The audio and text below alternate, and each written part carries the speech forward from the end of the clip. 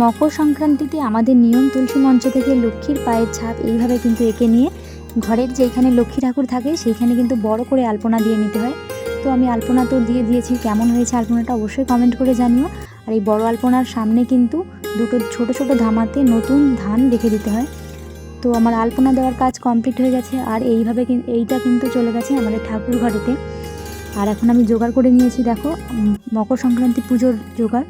তো এখানে দোমেলে নারকেল আছে, কাঁচা দুধ, 5-6 রকমের ফল আর চিনি রাখা আছে, ওইটা দিয়ে মকর তৈরি হবে। আর সেরকম কিছু জোগাড় নেই, ধান দিয়ে দিয়েছি আর একটা ঘটও এই ধানের সামনে ঘট বসিয়ে দিয়েছি। তো এই হচ্ছে আমাদের জোগাড়। তোমাদের কাদের কী নিয়ম আছে আমাকে কিন্তু অবশ্যই কমেন্ট করে জানিও। তারপর ঠাকুর মশাই চলে এসছে, এবার কিন্তু ঠাকুর মশাই পুজো করবে আর তার সঙ্গে কিন্তু মকরটাও তৈরি করে নেবে।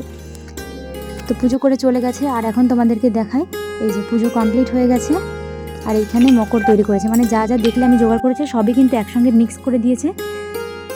তো এবার তুলে নেবো মকরটা, এবার কিন্তু আমরা মকর খাবো। মকর কমপ্লিট, মকর তৈরি হয়ে গেছে আর এর মধ্যে কিন্তু বেশি পরিমাণ জল দিয়ে দিয়েছি। এটাই হচ্ছে মকর। তো খেতে কিন্তু খুব ভালো লাগে। তোমরা কে কে মকর খেয়েছো কমেন্ট করে জানিও। আর পিঠে তো হয়েছিল, তবে এই পিঠেগুলো কিন্তু আমার বোন তৈরি করেছে, বোন তৈরি করে ভিডিও করে আমাকে পাঠিয়েছে। ওর পাটিসাপটা পিঠেগুলো কিন্তু খুব সুন্দর হয়েছে, দেখো ক্ষীর দিয়ে তৈরি করেছে, অসম্ভব সুন্দর হয়েছে।